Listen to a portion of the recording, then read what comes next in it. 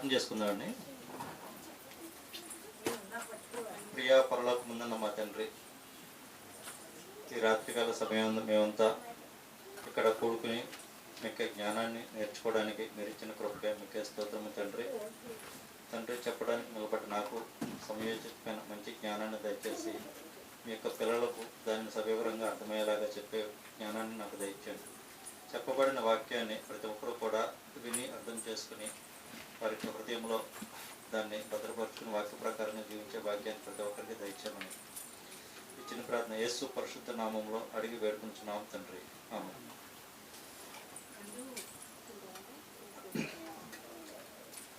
ఈరోజు మనం చెప్పుకోబోయే పాఠం పేరు దేవుడు పెట్టిన పరీక్షలో గెలిచిన వారు. దేవుడు పెట్టిన పరీక్షలో నిలబడి గెలిచిన వారు.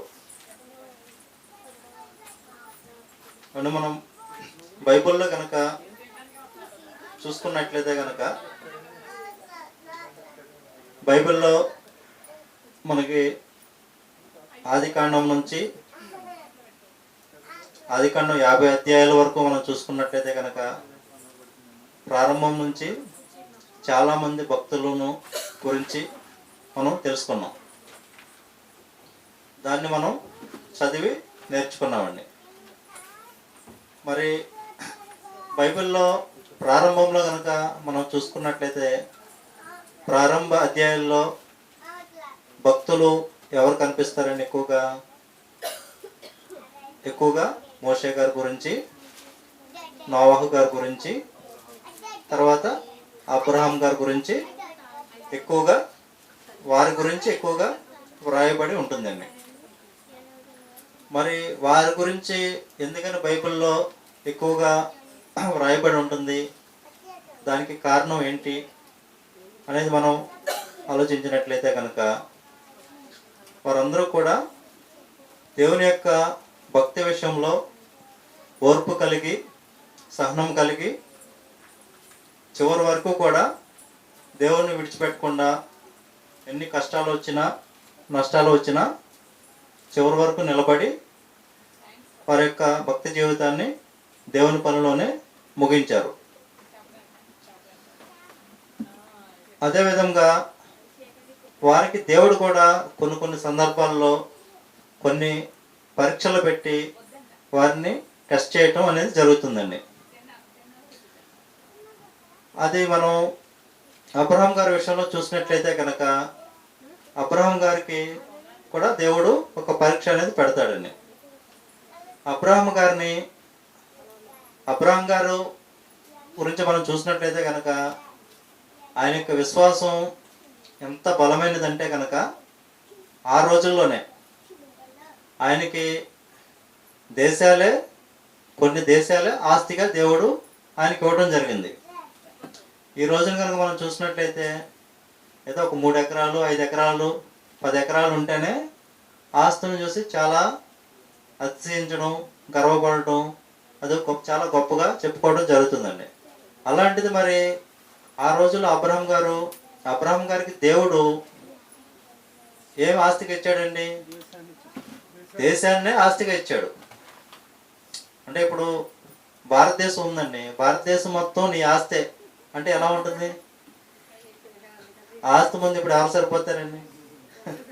అలాంటి అబ్రహాం గారు అంత ఆస్తి ఉన్నా కూడా ఆయన దేవుడు ఏ ఊరు వెళ్ళమంటే ఆ ఊరు వెళ్ళిపోవడం, ఏ దేశానికి వెళ్ళమంటే ఆ దేశానికి మాట్లాడుకుంటూ వెళ్ళిపోయేవాడండి.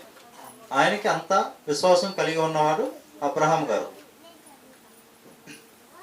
అదేవిధంగా ఆయన అంత ఆస్తి ఉండి కూడా ఆయన ఏదైనా పెద్ద విలాసవంతమైన విల్లాలు, బంగ్లాలు, రిసార్ట్స్ కట్టించుకుని వాటిలో ఏమైనా నివసించాడండి?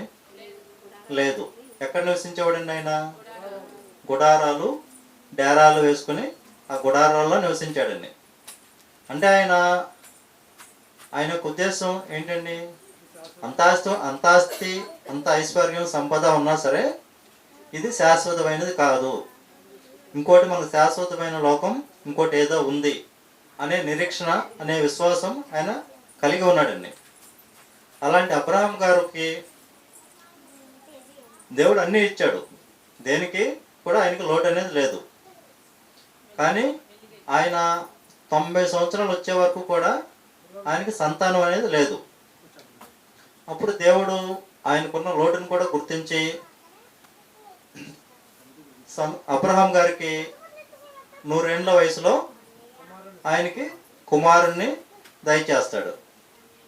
కాబట్టి ఈ రోజుల్లో కనుక మనం చూసినట్లయితే కనుక 3 ఏళ్లకే పెళ్ళైన 3 ఏళ్ళకి కానీ 5 ఏళ్ళకి కానీ లేదా 10 ఏళ్ళకి కానీ సంతానం కలగకపోతే చాలా బాధపడిపోతూ ఉంటారు. అలాంటిది ఆయన 100 సంవత్సరాలు వచ్చే వరకు కూడా ఆయనకి సంతానం అనేది లేదు.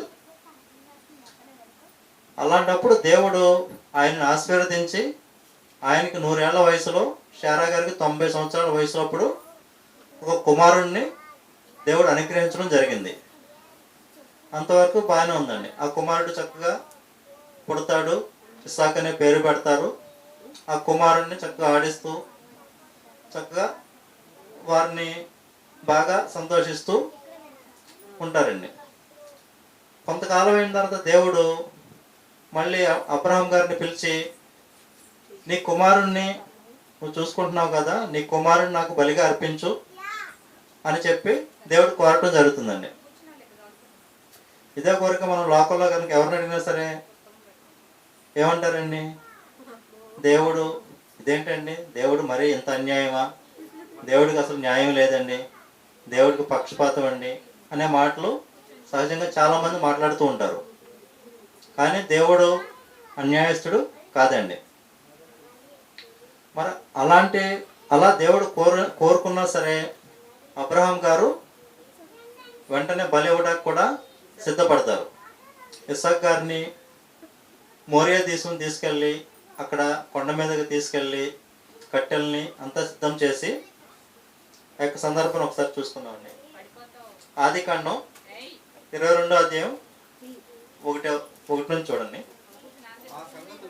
ఆ సంగతులు జరిగిన తర్వాత దేవుడు అబ్రహామును పరిశోధించను. ఎట్లనగా ఆయన అబ్రహాము అని పిలవగా అతడు చిత్తము ప్రభువా అనెను. అప్పుడు ఆయన నీకు ఒక్కడై ఉన్న నీ కుమారుణ్ణి అనగా నీవు ప్రేమించిన ఇస్సాకును తీసుకుని మోరియా దేశమునకు వెళ్ళి అక్కడ నేను నీతో చెప్పబోవు పర్వతములలో ఒక దాని మీద దహన బలిగా అతను అర్పించమని చెప్పను. సరిపోతుంది. అవును, ఇక్కడ కుమారుణ్ణి, నీకు ఒక్కగానొక్క కుమారుడు అని ఇస్సాకుని నాకు బలిగా కావాలని చెప్పేసి దేవుడు ఇక్కడ కోరడం జరుగుతుందండి. మరి దేవుడు అడిగినప్పుడు అబ్రహాం గారు, అదేంటి తండ్రి మీరే ఇచ్చారు, ఇలా బలి ఇవ్వటం న్యాయమేనా మీకు అని దేవుని అన్నాడండి. అలా అనకుండా బలి ఇవ్వడానికి కూడా ఆయన సిద్ధపడిపోయాడండి. మరి దేవుడు బలిని తీసుకున్నాడండి. అబ్రహాం గారు అయితే కనుక పిల్లవాడిని బలి ఇవ్వడానికి కూడా ఆయన సిద్ధపడ్డారు. కానీ దేవుడు బలి ఇవ్వబోతున్నప్పుడు ఆపుతారండి. ఆపి అబ్రహామ ఆ చిన్నవాడిని ఏమి చేయవద్దు, ఏ హాని కూడా అతనికి చేయవద్దు అని చెప్పేసి ఆ బలిని అక్కడ ఇవ్వకుండా ఆయన దేవుడు ఆపడం జరుగుతుంది. తర్వాత దేవుడు అబ్రహాంను ఆశీర్వదించి ఆ పిల్లవానికి బదులుగా ఒక పొట్టేలను అక్కడ బలి అర్పించడం జరుగుతుంది. ఇక్కడ అబ్రహాం గారు దేవుడు పెట్టిన పరీక్షలో ఏమయ్యారండి? పాస్ అయ్యారా, ఫెయిల్ అయ్యారా? పాస్ అయ్యారండి. దేవుడు పెట్టిన పరీక్షలో నెగ్గారు. అదేవిధంగా అదే ఆదికాండలో ఇంకొక ఆయన గురించి మనం చూసుకున్నట్లయితే కనుక యోసేపు గారండి. యోసేపు గారికి కూడా దేవుడు పరీక్ష పెట్టడం జరుగుతుంది. యోసేపు గారు ఏ విషయంలో దేవుడు పెట్టిన పరీక్షల్లో నెగ్గుతాడండి? దేవుడు పెట్టిన పరీక్షలో ఏ పరీక్షలో యోసేపు గారు నెగ్గుతారు? స్త్రీ విషయంలో. యోసేపు గారు వాళ్ళ అన్నయ్యలందరికంటే కూడా ఆయన ఎక్కువ జ్ఞానం కలిగి ఉండి తండ్రికి విధేయత కలిగి శ్రద్ధగా ఉండటం వల్ల యాకోబు గారు కూడా కొంచెం వృద్ధాప్యంలో పుట్టడం వల్ల యోసేపుని ఎక్కువగా ప్రేమించడం జరుగుతుందండి. దానివల్ల వారి కన్నులంతా కూడా యోసేపు మీద ద్వేషము, కక్ష అనేది పెంచుకుంటారు. తర్వాత యోసేపు గారిని వాళ్ళు గొర్రెలు మేపడానికి వెళ్ళినప్పుడు అన్నల్ని చూసి రమ్మని యాకోబు గారు పంపిస్తారు యోసేపు గారిని. అప్పుడు యోసేపు గారు వెళ్తే వాళ్ళ యోసేపు గారిని పట్టుకుని మొదటగా ఒక గుంటలో పడేస్తారు. తర్వాత మళ్ళీ పైకి తీసి అటు ఇష్మాయిలీలు అనేవాళ్ళు ఆ మార్గం వెళ్తుంటే వాళ్ళకి 20 వెండి నాణ్యాలకి అమ్మేస్తారు. అమ్మేస్తే అప్పుడు యోసేపు గారు బానిసగా ఐగుప్తు దేశంలో బానిసగా అమ్మవేయబడతారండి. అప్పుడు యోసేపు గారు చాలా కష్టాలు అనేవి అనుభవించడం జరుగుతుంది. అప్పుడు అలాంటి పరిస్థితుల్లో ఉన్న యోసేపు గారిని దేవుడు ఆశీర్వదించి పోతీపరు అనే ఆయన ఇంట్లో ఆయన అధికారిగా నియమించడం జరుగుతుంది. సో ఇక్కడ వరకు బాగానే ఉందండి. చక్కగా యోసేపు గారు పోతీపరు ఇంట్లో అధికారి కింద ఆయన అధికారం విషయంలో తప్పించి మొత్తం ప్రతి అధికారం, ప్రతి బాధ్యత కూడా యోసేపు గారికే ఆయన అప్పగించడం జరుగుతుంది. అలాంటి సందర్భంలో పోతీపరు భార్య యోసేపు మీద కన్ను వేసి యోసేపుని బలవంతం చేస్తుంది. అప్పుడు ఒకసారి అది చూసుకుందామండి. ఆదికాండం 39వ అధ్యాయం 6వ అధ్యాయం మధ్యలో ఉంటుంది. మధ్యలో నుంచి చూడండి ఒకసారి. 39వ అధ్యాయం 6వ అధ్యాయం. యోసేపు రూపవంతుడును సుందరుడునై ఉండెను. అటు తర్వాత అతని యజమానుని భార్య యోసేపు మీద కన్ను వేసి తనతో సైనించమని చెప్పెను. అయితే అతడు ఒప్పక నా యజమానుడు తనకు కలిగినదంతయు నా చేతికి అప్పగించను కదా, నా వశమున తన ఇంటిలో ఏమి ఉన్నదో అతడు ఎరగడు. ఈ ఇంటిలో నాకంటే పైవాడు ఎవడునూ లేడు. నీవు అతని భార్యవైనందున నిన్ను తప్ప మరి దేనిని నాకు అప్పగింప ఉండలేదు. కాబట్టి నేనెట్లా ఇంత ఘోరమైన దుష్కార్యము చేసి దేవునికి విరోధముగా పాపము కట్టుకుందనని యజమానుని భార్యతో చెప్పాను. సరిపోతండి. ఇక్కడ యోసేపు గారికి అన్ని విషయాల్లో కూడా ఆ ఇంటిలో ఆయన హెడ్ అండి. ఆయనకంటే పైన ఇంకెవరూ లేరు. పోతీఫరు కూడా యోసేపుకి అన్ని అధికారులు ఇవ్వడం జరిగింది. ఇప్పుడు యోసేపు గారికి అక్కడ పాపం చేయడానికి కానీ అన్ని విధాలుగా అవకాశం ఉంది. కానీ ఆయన దేనికి భయపడ్డాడు? దేవునికి భయపడ్డాడు. ఇప్పుడు పాపం చేయడానికి అవకాశం ఉన్నా సరే ఆయన మనుషులకు భయపడలేదండి.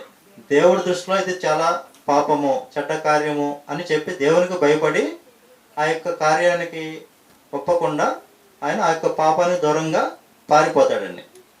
ఇక్కడ ఈ విషయంలో కూడా యోసేపు గారు దేవుడి యొక్క పెట్టిన పరీక్షలో పాస్ అయ్యారండి. అదేవిధంగా భక్తి విషయంలో మనం చూసుకున్నట్లయితే కనుక మూడో వ్యక్తిగా మనం ఇంకొక భక్తుని గురించి మనం మాట్లాడుకుందామండి. ఎవరండి? భక్తి విషయంలో నీతిగా యథార్థంగా నిలబడ్డవారు ఎవరు? మీరు ఒకసారి గెస్ చేయండి. యోబు గారండి. యోబు గారి యొక్క స్థితి, ఆయన యొక్క పొజిషన్ మనం చూసినట్లయితే కనుక ప్రారంభంలో ఆయన యొక్క స్థితి ఎలాగుంటుందండి? చాలా గొప్పగా, ఆస్తి విషయంలో కానీ ఐశ్వర్య విషయంలో కానీ ఏ విషయంలో కూడా ఆయనకంటే గొప్పవాడు ఎవరు లేరు. అలాంటి స్థితిలో ఉన్న యోబు గారు అంత ఐశ్వర్యం ఉన్నా, అంత ఆస్తి సిరి సంపద అన్నీ ఉన్నా సరే ఆయన ఏమన్నా నాకు ఇంత ఆస్తుందని చెప్పి ఎప్పుడన్నా సరే గర్వించాడని? గర్వించడం కానీ, అహంకారంగా మాట్లాడడం కానీ ఏమైనా మనం బైబిల్లో ఎక్కడన్నా చూడగలుగుతామని? లేదు. అలాంటి యోబు గారిని కూడా దేవుడు పరీక్షించడం జరిగింది. యోబు గారి గురించి పరలోకంలో డిస్కషన్ టాపిక్ వచ్చినప్పుడు దేవుడు ఏం చెప్తాడని యోబు గురించి? భూమి మీద నా సేవకుడైన యోబు సంగతి నువ్వు ఆలోచించావా? అతను యథార్థవంతుడు, న్యాయవంతుడు, దేవుని భయభక్తులు కలిగి చెడుతనాన్ని విసర్జించిన వాడు, అతని వంటి వాడు ఎవడో లేడని చెప్పేసి సాతానుతో దేవుడు చెప్పడం జరుగుతుంది. అప్పుడు సాతాను ఏం చేస్తాడండి అని నేను చెప్పేస్తానండి, నువ్వు ఊరికనే ఏబునే ఉన్నా అలా ఉన్నాడే ఏంటి? నువ్వు ఏబుకు బోళ్ళంత ఆస్తి ఇచ్చావు, బోళ్ళంత ఐశ్వర్యం ఇచ్చావు, అందుకనే అతను అలా ఉన్నాడు. నువ్వు అతని యొక్క ఐశ్వర్యాన్ని, ఆస్తిని పోగొట్టి అదేవిధంగా అతనికి అనారోగ్యాన్ని కలుగజేసి అతని కొడుకుల్ని, కుమారుల్ని కనుక హాని జరిపిస్తే, హాని తలబడితే కనుక అతని యొక్క యథార్థతను వదిలి నిన్ను దూషిస్తాడు అని చెప్పేసి అక్కడ దేవుడి దగ్గర సాతాను ఈ విధంగా మాట్లాడటం జరుగుతుందండి. మరి యోబు గారు సాతాను చెప్పినట్లుగానే యోబు గారికి కొడుకులు చనిపోతారు, కుమార్తెలు చనిపోతారు, కుమారులు చనిపోతారు, అతనికున్న ఆస్తి, ఎట్లు అన్నీ కూడా ఆస్తి మొత్తం పోతుందండి. అంతటితో ఆగకుండా ఆయనకి అనారోగ్యం అండి. ఒళ్ళంతా కూడా కురుపులు, గోక్కోవటానికి కూడా ఆయన చేతుల కురుపుల వల్ల పెంకులతో గోక్కోవడం అనేది జరుగుతుందండి. అలాంటి సందర్భంలో యోబు గారు ఏమైనా తప్పు చేశారా, ఏదైనా పాపం చేశారా, లేదా దేవుణ్ణి ఏమైనా దూషించారా అనేది మనం చూసినట్లయితే కనుక ఒకసారి రిఫరెన్స్ చూసుకుందామండి. యోబు గ్రంథము 1వ అధ్యాయం 21, 22 ఒకసారి చూడండి. 1వ అధ్యాయం 21, 22. నేను నా తల్లి గర్భంలో నుండి దిగంబరినై వచ్చి తిని దిగంబరినై తిరిగి అక్కడికి వెళ్ళేదను. యెహోవా ఇచ్చెను, యెహోవా తీసుకుని పోయిను. యెహోవా నామమునకు స్తుతి కలుగును గాక. ఈ సంగతులలో ఏ విషయమందును యోబు ఏ పాపము చేయలేదు, దేవుడు అన్యాయం చేసినని చెప్పలేదు. ఏమన్నా అదేవిధంగా మనం ఈ లోకంలో కనుక చూసినట్లయితే ఎవరికైనా ఎక్కువ విపరీతమైన నష్టం జరిగినా, లేదంటే ఎక్కువగా అనారోగ్య సమస్యలు వచ్చినా, ఒకేసారి దెబ్బ మీద దెబ్బ, దెబ్బ మీద దెబ్బ అంటారు చూసారా, ఆ విధంగా అనారోగ్యం రావటం, లేదంటే కొడుకులు చనిపోవటం, లేదా కూతురు చనిపోవటం, ఆస్తి పోవటం, ఇలా ఎక్కువ నష్టం జరిగినప్పుడు చాలామంది మనుషులు ఏమంటారండి? సాధారణంగా చాలామంది దేవుడు మాకు అన్యాయం చేశాడండి, దేవుడికి అసలు న్యాయం లేదండి, దేవుడు మా విషయంలో చాలా పక్షపాతం చూపించాడండి అని చెప్పి దేవుణ్ణి నిందిస్తారండి. కానీ ఇక్కడ యోబుకు వచ్చిన కష్టంలో కానీ, యోబుకు కలిగిన శ్రమల్లో కానీ ఇప్పుడున్న ఈ సమాజంలో ఎవరికి కూడా అన్ని కష్టాలు, అన్ని శ్రమలని ఆయన కష్టాలతో పోల్చుకుంటే చాలా చాలా తక్కువ అండి. ఆయన అన్ని కష్టాలు, అన్ని శ్రమలు వచ్చినా సరే ఆయన నీతిని, యథార్థతను విడిచిపెట్టలేదండి. దేవుణ్ణి ఒక్క మాట అయినా కూడా ఆయన అనలేదు. దేవుడిచ్చాడు, దేవుడు తీసుకుని పోయాడు, దేవుని నామానికే మహిమ కలుగును గాక అని చెప్పేసి దేవుని స్తుతించాడే తప్పితే దేవుని ఒక్క విషయంలో కూడా ఆయన దూషించలేదు, దేవుడు అన్యాయం చేసాడని కూడా చెప్పలేదు. కాబట్టి ఇక్కడ యోబు గారు కూడా దేవుడు పెట్టిన పరీక్షలో పాస్ అయ్యారండి. అదేవిధంగా మనం ప్రాక్తల విషయంలో చూసుకున్నట్లయితే కనుక మనం ఎవరి గురించి చెప్పుకోవచ్చండి? దానియేలు గారండి. దానియేలు గారు ఆయన గురించి దేవుడు చెప్పిన వర్డ్ అంటే ఆయనకి ఇచ్చిన సర్టిఫికేట్ ఏంటండి? దానియేలు బహుప్రియుడు, మంచి ప్రవర్తన గలవాడు, ప్రార్థనాపరుడు, నీతిమంతుడు, న్యాయవంతుడు అని ఆయనకి దేవుడు ఒక బిరుదు ఇవ్వడం జరుగుతుందండి. అలాంటి దానియేలు గారిని కూడా దేవుడు పరీక్షించడం జరుగుతుందండి. అది ఏ విషయంలో అండి? దానియేలు గారు బానిస కింద బబులోను రాజ్యం కిందకి బానిస కింద వస్తారు. కానీ ఆయన భక్తి విషయంలో ఆయనలో లోపం కనిపెట్టాలని ఆయనతో పాటు ఉండే కొంతమంది వ్యక్తులు రాజుగారు ఏం చేస్తారంటే దానియేలు గారి ఆయన యొక్క ప్రవర్తనను చూసి, ఆయన యొక్క క్వాలిఫికేషన్ అన్ని చూసి ఆయన్ని ఒక అధికారిగా ఉన్నతమైన పొజిషన్లో ఆయన నిలబెట్టడం జరుగుతుంది. దీన్ని చూసిన తన తోటి కొంతమంది వ్యక్తులు ఆయన్ని రాజుగారు ప్రతి విషయంలో కూడా ఈయన్నే హైలైట్ చేస్తున్నారు, ఈయన్నే రాజుగారు ప్రతి దానిలో కూడా ప్రాధాన్యతనిస్తున్నారు, ఈయనకే ఉన్నత స్థానం ఇస్తున్నారు అని చెప్పేసి కొంతమంది అసహ్య ద్వేషం పెంచుకుని ఆయన ఏదో విషయంలో తప్పు మోపి ఆయన మీద శిక్ష పడాలని వాళ్ళు ప్లాన్ చేస్తారండి. అలాంటి సందర్భంలో వారు దానియేలు గారిని బాగా కనిపెడతారండి. అసలు ఎక్కడ దొరుకుతాడా, ఏ తప్పు చేస్తాడా, ఏ పాయింట్ మీద ఆయన మీద నేరం మోపవచ్చు, ఏ పాయింట్ మీద ఆయన మీద నేరం మోపి ఆయనకి శిక్ష పడేలా చేయాలి అనేది వాళ్ళు కనిపెడుతూ ఉంటారండి. వాళ్ళు ఎంత కనిపెట్టినా ఆయనలో ఏ విషయంలో కూడా వాళ్ళు తప్పు అనేది చూపడానికి వాళ్ళు అసలు అవకాశం లేదండి, అవకాశం కనిపెట్టలేకపోయారు. అప్పుడు వాళ్ళు ఒకటే అనుకుంటారండి, దేవుని భక్తి విషయంలో తప్పించి, దేవునికి ప్రార్థన చేసే విషయంలో తప్పించి ఇంకెక్కడా కూడా దానియేలు మీద మనం తప్పు అనేది మనం మోపలేము, ఆయన మీద నేరాన్ని మనం రుజువు చేయలేము అని చెప్పి డిసైడ్ చేసి వాళ్ళు కపటోపాయం చేసి రాజుగారితో ఏం చెప్తారండి? రాజుగారికి ఈ విషయాలు ఏం తెలియదు. రాజా మీరు మాకు ఒక శాసనాన్ని రాసివ్వండి, ఒక 4 రోజుల వరకు ప్రార్థన మొక్కారంటే కనుక మీకే మొక్కాలి, మీకు తప్పించి ఏ దేవునికి కానీ ఏ దేవతకి కానీ మొక్కడం కానీ ప్రార్థించడం కానీ చేయకూడదు అనే ఒక శాసనాన్ని వారు రాజుగారి చేత ముద్రించి ఆమోదించడం జరుగుతుందండి. ఒక 4 రోజుల పాటు మొక్కేమనుకోండి, మనం ఏదైనా ఆపణ వస్తే ఎవరైనా దేవుడికి ప్రార్థన చేసుకోవడం, దేవుడికి మొక్కడం జరుగుతుంది సాధారణంగా. అక్కడ కండిషన్ ఏంటండి? ఒక 4 రోజుల వరకు కూడా రాజుగారికే మొక్కాలి, రాజుగారికే ప్రార్థన చేయాలి. ఇంకా వేరే ఏది చేసినా సరే వాళ్ళ శిక్ష ఏంటంటే దానికి సింహాల గృహలో ఆ వ్యక్తిని తీసుకెళ్ళి పడవేయాలి. అలా వాళ్ళు ఆ యొక్క శాసనాన్ని పుట్టిస్తారు. అప్పుడు ఈ శాసనం పుట్టిందని దానియేలు గారికి తెలుస్తుందండి.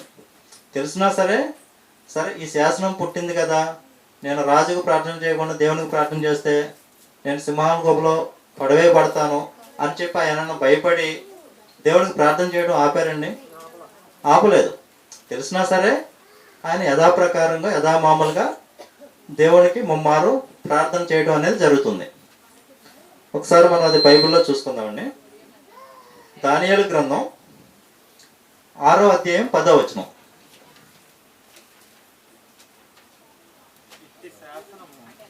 ఇట్టి శాసనము సంతకము చేయబడినని దానియేలు తెలుసుకొనెను. అతడు తన ఇంటికి వెళ్ళి యథాప్రకారముగా అనుదినము ముమ్మారు మోకాళ్ళలోని తన ఇంటి పైగది కిటికీలు యెరూషలేము తట్టుకు తెరవబడి ఉండగా తన దేవునికి ప్రార్థన చేయుచు ఆయన స్తుతించుచు వచ్చెను. సరిపోద్దండి. అంటే ఇట్టి శాసనము ఇలా చేయబడిందని దానియేలు గారికి తెలిసినా సరే ఆయన యథాప్రకారంగా దేవుడికి 3 పూట్ల ముమ్మారు కూడా ఆయనకి ప్రార్థన చేయడం అనేది జరుగుతుంది.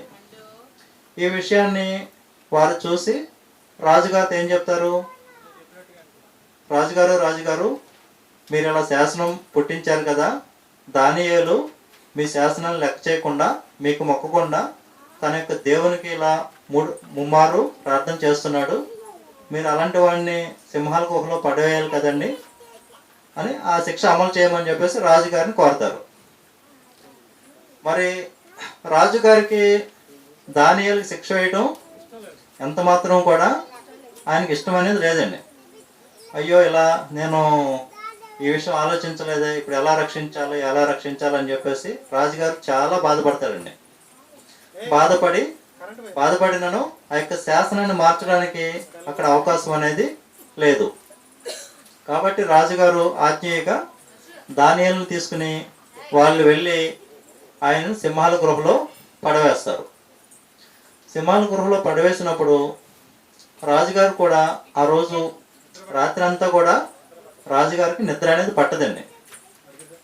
అయ్యో నీతిమంతుడిని ఇలా సింహాల గృహలో పడేసాము అని చెప్పేసి ఆయన చాలా వ్యాకులు పడి ఆ రాత్రి అంతా కూడా నిద్రపోకుండా ఉంటారండి. కానీ దానియేలుకి ఆ సింహాలు ఏమైనా హాని చేసినాయండి, కానీ సింహాలు దానియేలుకి ఏ చిన్న హాని కూడా చేయవండి. అలా ఎదురుగుండా అలా కూర్చుని ఉండే తప్పితే ఆయన దగ్గరకు కూడా రావు. తెల్లవారినప్పుడు రాజుగారు లేచి ఆ సింహాల గృహంలోకి వచ్చి చూసినప్పుడు దానియేలు ఏ హాని పొందకుండా క్షేమంగా ఉండటం చూసి రాజు చాలా సంతోషిస్తాడండి. అప్పుడు రాజుగారు ఎవరైతే ఈ కుట్ర చేస్తారో వారిని అందరినీ పిలిచి ఈ యొక్క గృహలో పడవేయటం, ఆ యొక్క సింహాలు వచ్చి వారిని కూడా లోపల కూడా రాకుండానే అందరినీ కూడా పొడి కింద చంపేయడం అనేది జరుగుతుంది. ఇక్కడ భక్తి విషయంలో దానియేలు గారిని దేవుడు పరీక్షించినప్పుడు ఆయన 100% మార్కులతో ఇక్కడ పాస్ అవడం అనేది జరుగుతుందండి. అదేవిధంగా అదే దానియేలు గ్రంథంలో విగ్రహారాధన విషయంలో కూడా దేవుడు కొందరికి పరీక్ష పెట్టడం జరుగుతుంది. ఎవరండి? షద్రకు, మెషాకు, అబేద్నెగోలు. వారికి ఏ విధంగా ఇక్కడ పరీక్షించడం జరుగుతుందండి? వారి విషయంలో ఒక పెద్ద బంగారు భారీ ఎత్తున, ఇప్పుడు బాహుబలి సినిమా మీ అందరికీ చూశారు కదా, దాంట్లో బల్లాల దేవుడు అనే ఒక రాజు విగ్రహాన్ని భారీ ఎత్తులో నిలబెట్టి దానికి మొక్కమని చెప్పేసి చెప్పడం జరుగుతుంది. అలాంటి విగ్రహాన్ని నిలబెట్టి మీరు ఈ విగ్రహానికే మీరు మొక్కాలి, ఈ విగ్రహానికి తప్పించి దేవుడికి వేరే ఏ దేవుడికి కూడా మీరు మొక్కకూడదు, మీరు మొక్కారా అగ్నిగుండంలో మిమ్మల్ని పడవేసి శిక్షించడం జరుగుతుంది అని ఆజ్ఞాపిస్తారండి.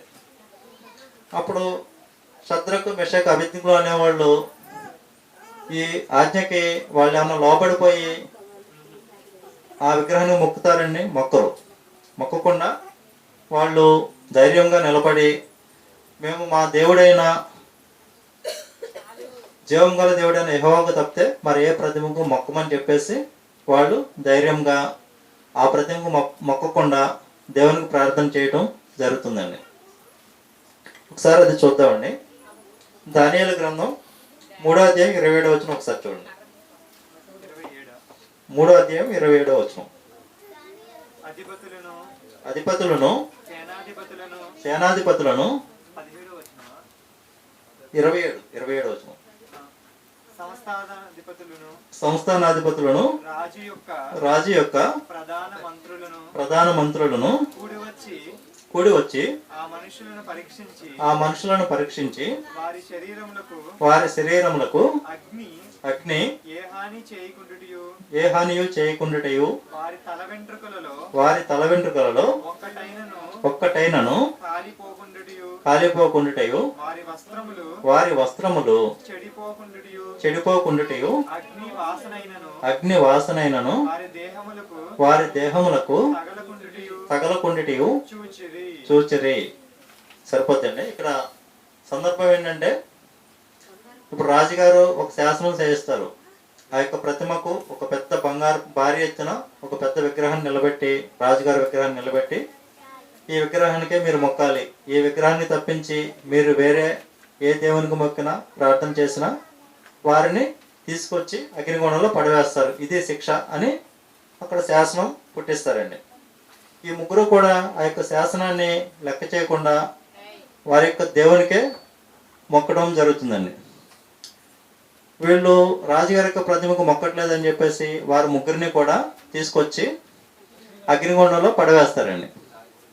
అగ్నిగుండంలో పడవేసినప్పుడు రాజుగారు చూస్తే అగ్నిగుండంలో ముగ్గురిని పడవేస్తే లోపల 4 మనుషులు కనపడుతున్నారంటండి. 4వ మనిషి ఎవరండి? 4వ మనిషి దేవదూత అండి. దేవదూత. మీరు ముగ్గురు వేశారు, నాకు 4 మనుషులు కనిపిస్తున్నారు. ఈ 4వ మనిషిని చూస్తే అతను ఏదో ఒక దూతను పోలి ఉన్నాడని చెప్పేసి ఇక్కడ రాజుగారు చెప్పడం జరుగుతుందండి.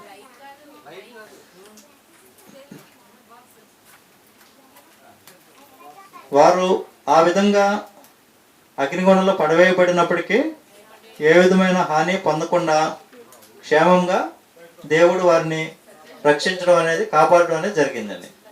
కాబట్టి వారు విగ్రహారాధన విషయంలో కూడా దేవుడు పెట్టిన పరీక్షలో వారు పాస్ అవుతారండి.